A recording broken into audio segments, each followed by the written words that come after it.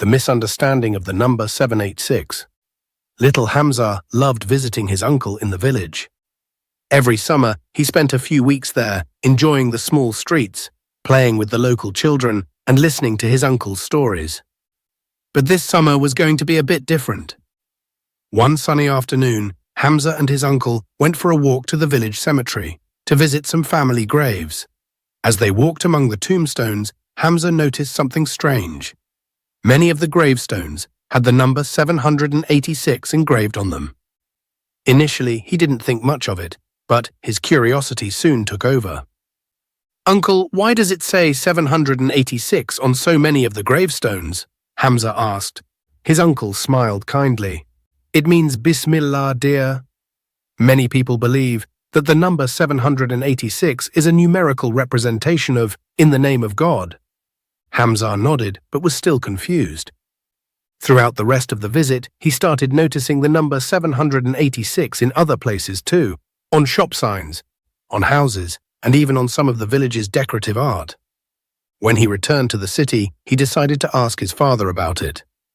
"Why do people use the number 786 instead of writing the text?" he asked his father, as he sat at the kitchen table with a cup of tea. His father smiled and sat down next to him. "That's an interesting story, Hamza. Let me explain." A long time ago, the Phoenicians used an alphabet that was later adopted by the Aramaeans and other cultures, including Arabic.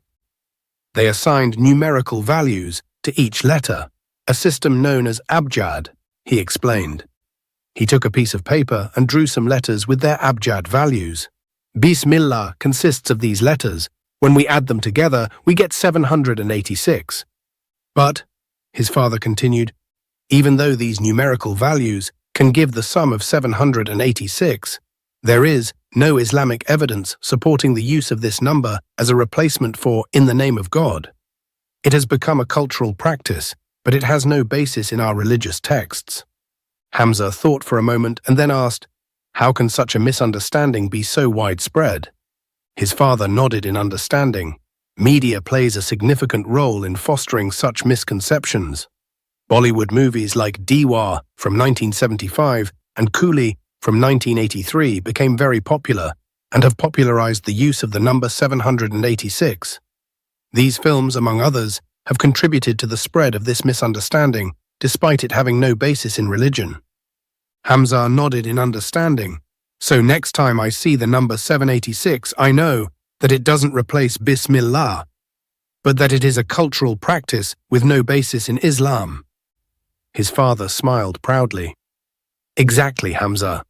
It's important to know the difference between culture and religion. Now you know, and you can share your knowledge with others."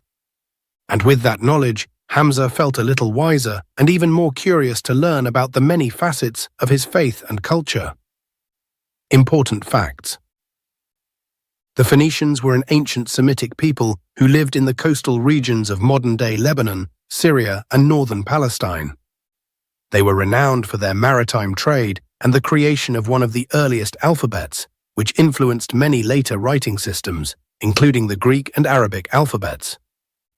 The Abjad system assigns numerical values to letters in the Arabic alphabet, originally derived from the Phoenician alphabet. This system was used for various practical purposes. For example, merchants used it to keep track of goods and transactions.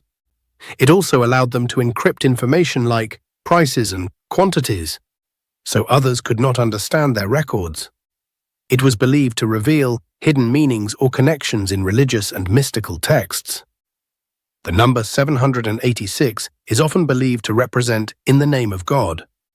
But there is no Islamic evidence supporting the use of 786 as a replacement for Bismillah. It is a cultural practice with no basis in religious texts. Media plays a huge role in misconceptions like these. The use of 786 as a substitute for Bismillah is primarily found in South Asian countries like India, Pakistan, and Bangladesh, and is less known in other Muslim-majority regions. This suggests that the cultural practice is influenced by the prevalence of Bollywood films in these areas. Indian films have popularized the use of 786, contributing to the widespread misunderstanding. It's crucial to understand the power of media in shaping perceptions and to be aware that media can be biased. Always critically evaluate the information you receive from media sources. Understanding the difference between cultural practices and religious teachings is crucial in accurately following one's faith. Additionally, being aware of the media's influence and ensuring the credibility of the information you consume is essential, as media can often be biased and misleading. Thank you for watching our story and learning with us. If you enjoyed this video, please give it a thumbs up and don't forget to subscribe to our channel. Make sure to click on the bell icon so you never miss an update. We'd love to hear from you. Let us know in the comments box below which topic you'd like us to cover next time.